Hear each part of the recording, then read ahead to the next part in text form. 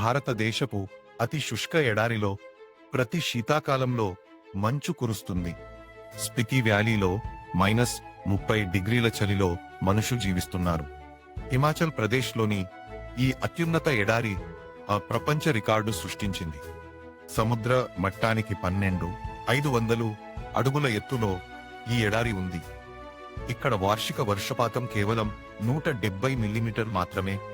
శీతాకాలంలో ఈ ఎడారి పూర్తిగా మంచుతో తెల్లగా మారిపోతుంది. ఈ వైరుధ్యాన్ని రెయిన్ షాడో ఎఫెక్ట్ సూత్రం వివరిస్తుంది. హిమాలయాలు వర్షపాతాన్ని అడ్డుకుని తూర్పు నుండి వర్షాన్ని నిరోధిస్తాయి. కానీ పశ్చిమం నుండి వచ్చే చల్లని గాలులు మంచును తెస్తాయి.